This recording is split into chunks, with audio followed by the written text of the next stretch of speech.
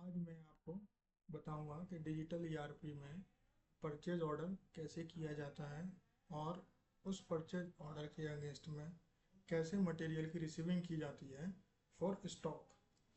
चलिए, सबसे पहले मैं यहाँ जाऊँगा। आप देख रहे होंगे एक मॉड्यूल है परचेज मैनेजमेंट। जब मैं इस परचेज मैनेजमेंट पे क्लिक करता हूँ तो मेरे को बहुत सारे पेजेस दिखाई देते हैं, जैसे कि create purchase order, edit purchase order, purchase order settlement, purchase requisition for purchase order, etc. आज हम देखते हैं कि परचेज ऑर्डर कैसे क्रिएट करते हैं। जब मैंने यहाँ क्लिक किया तो हमारे पास एक पेज आएगा परचेज ऑर्डर। इसमें आप ऑप्शन देख रहे हैं, series type, order number, entry type, freight mode, sales order number, supplier, order date, delivery date. उसके अलावा पार्टी की डिटेल्स आती हैं यहाँ पे। अदर सेक्शन में आप देखेंगे तो कुछ ऐसी इन्फॉर्मेशन आती है जो कि हमें ज़रूरी होती है अपने वेंडर के साथ शेयर करनी। और आइटम का डिटेल्स। चलिए हम यहाँ से एक परचेज ऑर्डर एंट्री करके देखते हैं। मैंने यहाँ सेलेक्ट कर लिया PSI। सप्लायर का नेम सेलेक्ट कर लिया, जैसे RK किचन वेयर। आप सेल्स ऑर्डर नंबर ज़रूरी नहीं है डालना।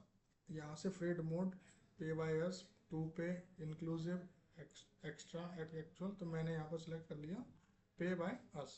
सेल्स ऑर्डर नंबर अगर कोई है तो ठीक है, नहीं तो ये ब्लैंक भी रख सकते हैं। हमें कोई रिमार्क देना हो तो हम यहाँ पर परचेज ऑर्डर पर वो रिमार्क दे सकते हैं। अब आती है बारी पार्टी मास्टर डिटेल की, जैसे कि बिल टू मतलब बिल टू में आप देख रहे होंगे वो कंपनी का नेम आ रहा है जिसको कि वेंडर बिल करेगा।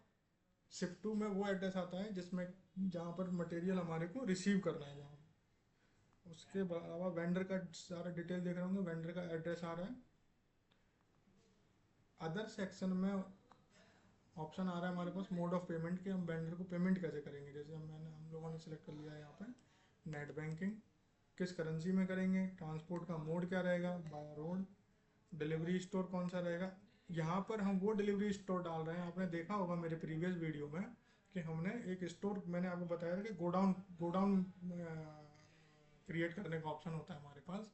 तो वहाँ जो गोडाउन हम बनाते हैं, जैसे कि मैंने यहाँ लिख दिया स्टोर, डिलीवरी स्टोर का नेम टेस्ट, या जो भी गोडाउन मेरे अभी बने हुए हैं वो मैंने यहाँ डाल दिया। जैसे PSI मैंने डाल दिया। सप्लायर का कांटेक्ट पर्सन यदि कोई है तो वो डाल दिया जाएगा यहाँ पे। उसके अलावा स्टोर कांटेक्ट पर्सन का नाम यहाँ पर डाल दिया है, Kapil Lamba. Store contact person का नंबर यहाँ से मैं चेंज भी कर सकता हूँ। कस्टमर ऑर्डर डेट, और जो इन्फॉर्मेशन रिक्वायर है वो हम यहाँ से सारा फिल कर सकते हैं। पेमेंट टर्म्स यहाँ से सिलेक्ट कर सकते हैं, जैसे कि मैंने यहाँ पर सिलेक्ट कर दिया 30 डेज। अब एक अगला सेक्शन आता है आइटम डिटेल्स का, जहाँ पर कि आइटम्स को ऐड करना होता है। मैंने एक आइटम लिया कोई भी, आप देख रहे होंगे मैंने एक आइटम लिया।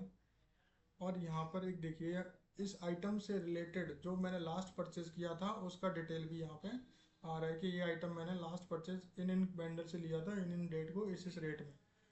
चूंकि अभी हम यहाँ से नहीं कर रहे हैं तो मैंने यहाँ पर क्वांटिटी डाल दिया एक। रेट मेरा, आप देख रहे हैं रेट ऑटोमेटिक फिल होकर आ रहा है। ये इसीलिए आ रहा है क्योंकि हमने मास्टर में इसको डाला हुआ है ऑलरेडी। उसके अलावा GST परसेंटेज, किस यूनिट में हम परचेज कर रहे हैं वो परचेज यूनिट। और मैंने यहाँ से आइटम का ब्रांड अगर कोई है तो वो सिलेक्ट कर लेंगे, और नहीं है तो मैंने ऐड कर दिया। जब मैंने ऐड किया तो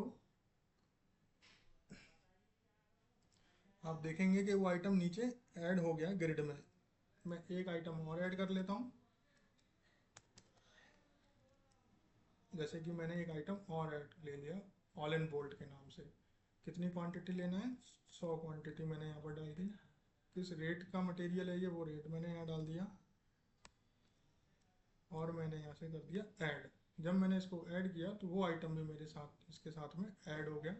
और ऐड होने के बाद इसके आइटम के ऐड होने के बाद होता है हमारे पास अदर डिटेल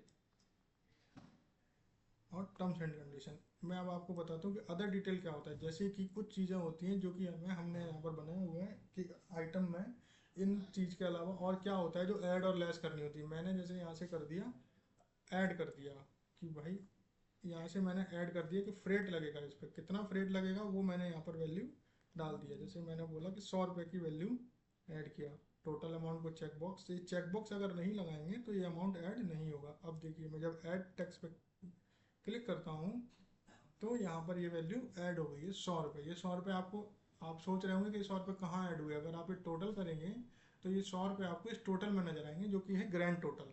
ये 100 रुपये ग्रैंड टोटल में ऐड हो गए।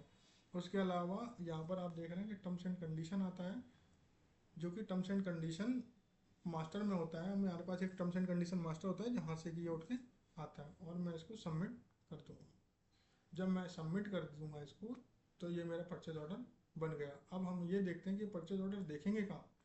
मैं गया एडिट परचेज ऑर्डर में। अब आप देख रहे होंगे मेरे यहाँ पे कि ये जो परचेज ऑर्डर है मैं यहाँ पर इसका प्रिंट आउट नहीं देख पा रहा हूँ, क्योंकि ये पर क्योंकि ये परचेज ऑर्डर जो है अभी अप्रूव्ड नहीं है। आप अप्रूवल स्टेटस देख सकते हैं जो कि अभी पेंडिंग दिखा रहा है। अब जब ये अप्रूवल, जब तक परचेज ऑर्डर अप्रूव्ड नहीं हो जाएगा तो मैं इसका प्रिंट आउट नहीं निकाल पाऊंगा। बाकी इन्फॉर्मेशन मैं यहाँ चेक कर सकता हूँ, जैसे परचेज ऑर्डर नंबर, उसका डेट, पार्टी का नेम, किसने बनाया है वो, etc। अब मैं जाता हूँ इस परचेज ऑर्डर को अप्रूव करने के लिए। जब मैं इस अप्रूवल में गया तो मैंने देखा ये मेरे से पूछ रहा है please select the document name. इसका मतलब है कि मुझे क्या डॉक्यूमेंट है जो कि ढूंढ अप्रूवल के लिए निकालना है।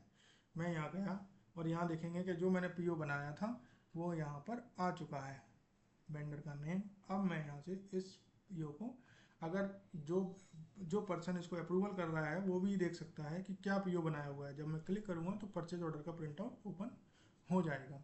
आप देख रहे होंगे ये परचेज ऑर्डर का प्रिंट आउट है। यहाँ पर सारी इन्फॉर्मेशन आ रही है, पार्टी से रिलेटेड आ रही है, ऑर्डर से रिलेटेड, पार्टी से परचेज ऑर्डर से भी आ रही है, bill to, ship to, item का डिटेल्स आ रहा है। यहाँ देखिए फ्रेट आ रहा है।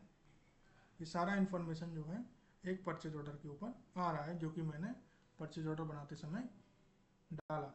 अब मैं यहाँ से इसको सिलेक्ट करूँगा और अप्रूव कर दूँगा। जैसे ही मैं अप्रूव करूँगा और फिर जाके इसको चेक करूँगा परचेज ऑर्डर को, अब मैं यहाँ देखता हूँ कि क्या मुझे प्रिंट आउट दिखेगा। सर्च किया मैंने, ये देखिए अब मेरे को यहाँ पर प्रिंट आउट दिखने लगा।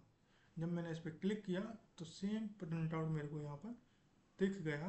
तो ये इस तरीके से हम अपने ERP में परचेज ऑर्डर को क्रिएट कर सकते हैं।